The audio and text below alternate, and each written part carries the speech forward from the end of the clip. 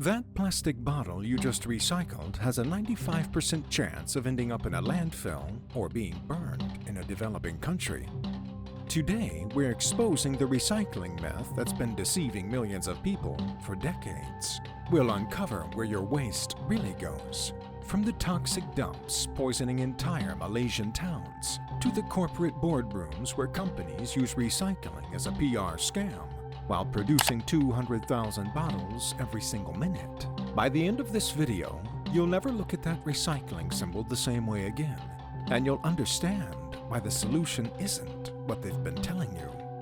Every time you toss that plastic bottle into the recycling bin, you feel good about yourself, right?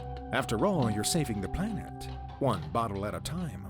But what if I told you you've been believing a lie? Welcome to the greatest environmental deception of our time. The reality is brutal. Of all the plastic waste ever created on this planet, only 9% has actually been recycled. But in America, we're doing even worse.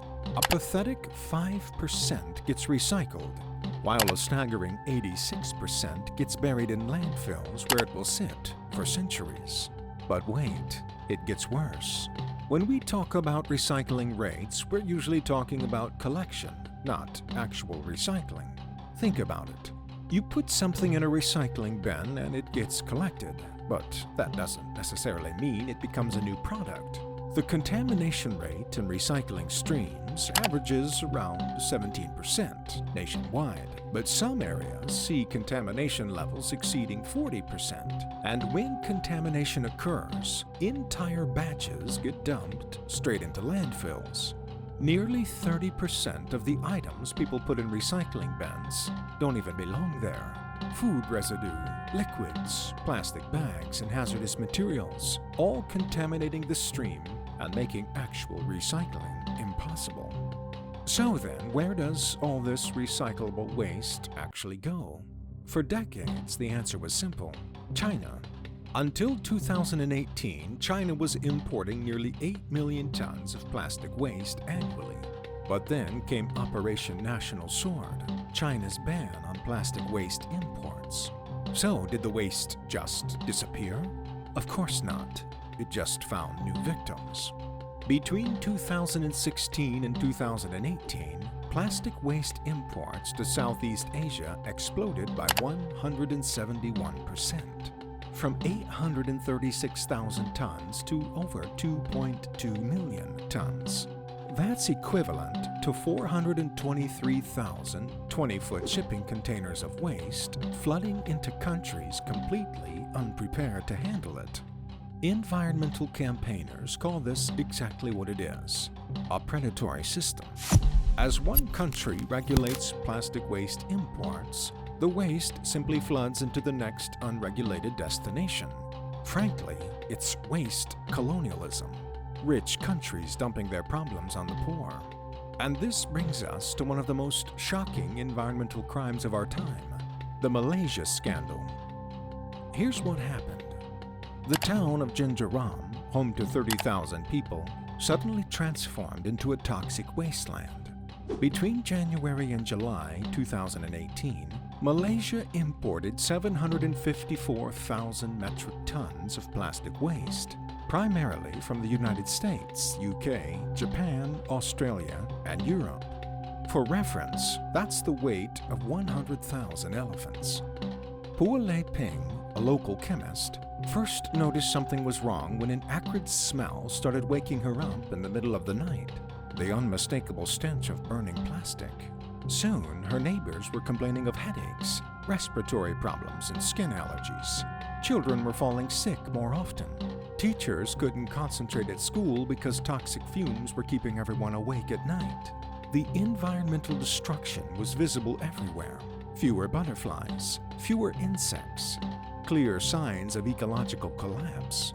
And for good reason. Burning plastic releases dioxins, furans, lead, mercury, and particulate matter. Dioxins are among the most toxic substances known to humans, linked to liver, lung, stomach, and lymph cancer. Malaysian authorities eventually shut down 114 illegal plastic recycling facilities. but the damage was done.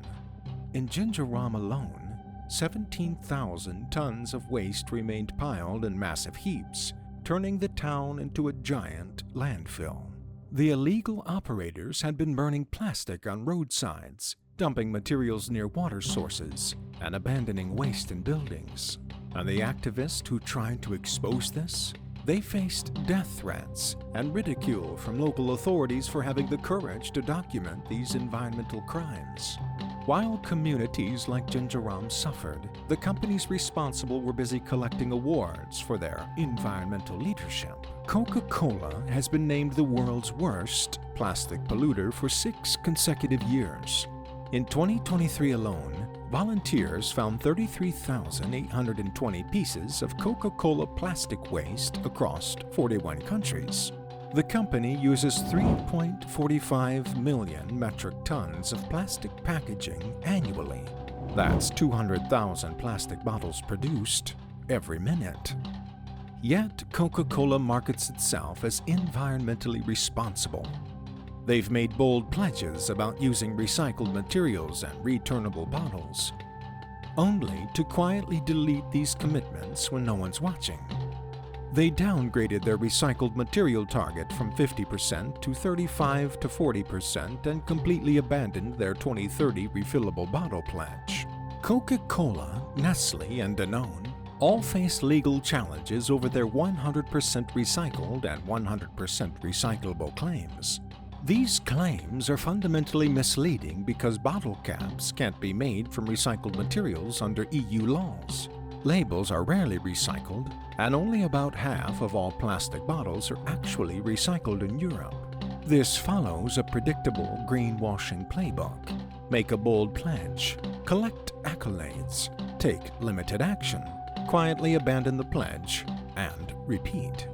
Meanwhile, they continue expanding plastic production to protect profit margins while shifting cleanup costs to municipalities and developing nations. Here's why this system persists. It's often cheaper to make new plastic than to recycle existing plastic. Virgin plastic production benefits from subsidized supply chains and massive scale, creating prices that recycled materials can't match. Recycled plastic faces inherent disadvantages: dispersed collection, complex sorting, energy-intensive cleaning, and quality degradation. When oil prices are low, the economics becomes impossible. In the US, virgin plastic is substantially cheaper than recycled plastic, while Europe barely maintains price parity. And the plastic industry has known this for 40 years.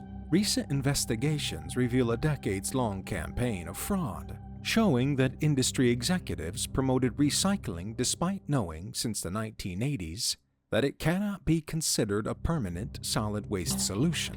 The US plastic recycling rate has never risen above 10% and currently sits at 5 to 6%. Yet, the industry keeps pushing recycling as the answer.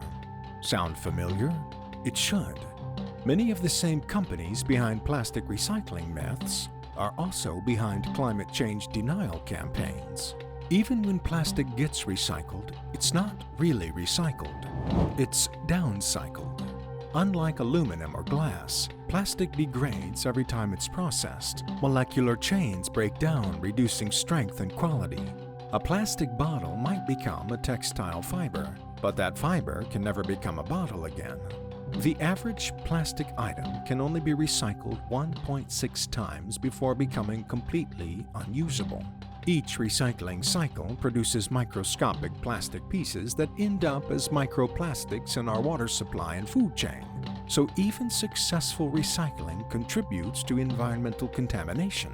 And when recycling fails, which is most of the time, waste ends up in 2 places, either incinerators or in landfills. Incineration might sound clean, but it's actually the worst option. Burning 1 ton of plastic produces 1.4 tons of CO2 equivalent emissions. These facilities disproportionately impact low-income communities and communities of color. 8 out of 10 U.S. incinerators are located in these areas. and the rest goes to landfills, where 86% of US plastic waste ends up. And what about the economic value of all that landfilled plastic in 2019? Consider this. That's $7.2 billion worth of wasted resources. Globally, 79% of all plastic waste ends up in landfills or poorly managed sites, while less than 10% gets effectively recycled. The recycling symbol has become one of the most successful lies in modern history. It's convinced millions of people that their consumption doesn't matter because everything gets recycled anyway. But the reality is that we're drowning in waste, exporting our problems to vulnerable communities and poisoning the planet, all while feeling good about ourselves. The focus must shift from recycling to reduction. We need to dramatically decrease plastic production, hold corporations accountable for their products' entire life cycle, and end the environmental colonialism that exports our waste problems to developing nations. The recycling myth has provided cover for unsustainable consumption and corporate irresponsibility for far too long. It's time to confront the uncomfortable truth.